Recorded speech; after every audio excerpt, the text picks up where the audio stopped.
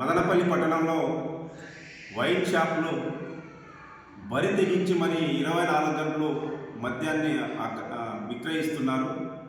ఈ వైన్ షాపులో centre point చేసుకొని వాళ్ళ క్రైమ్ కూడా పెరుగుతుంది. నిన్న కూడా మదనపల్లి పట్టణంలో ఎస్టేట్లో కొంతమంది యువకులు మద్యం మత్తులో గొడవలు చేసుకోవడం, గాయాలు కూడా అయ్యాయని పత్రికల్లో కూడా రావడం జరిగింది. మరి ఇది మొదటిసారి అంటే కాదు.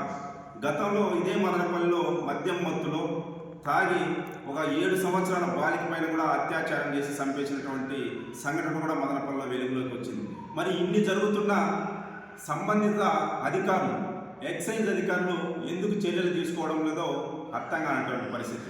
మరి బ్రాందీ షాపులు పర్మిషన్ లేనటువంటివి నడుస్తున్నాయి, బెల్ట్ షాపులు నడుస్తున్నాయి, సిట్టింగులు లేకుండా కానీ సిట్టింగులు కూర్చోబెడుతున్నారు.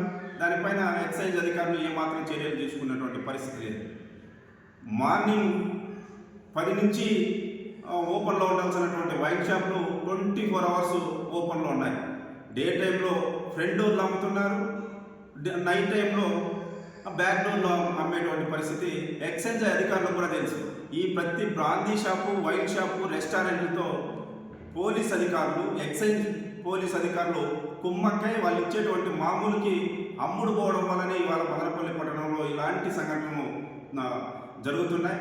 మేము మా అన్నమయ్య జిల్లా ఎస్పీ గారిని కోరేది ఏమంటే, ఇది గత కొద్ది రోజులుగా ఎక్సైజ్ అధికారులు వైన్ షాపు యాజమాన్యంతో కుమ్మక్కయింది. వీళ్ళతో కుమ్మక్క అవ్వడం వల్లనే ఇక్కడ అనేక సంఘటనలు జరుగుతున్నాయి, క్రైమ్ జరుగుతుంది. ఈ నేపథ్యంలోనే మొలకల చెరువులో కూడా మొన్న ఈ వైన్ షాపు అక్రమ వైన్ తయారు చేసేటువంటి సంఘటన కూడా వెలుగులోకి వచ్చింది.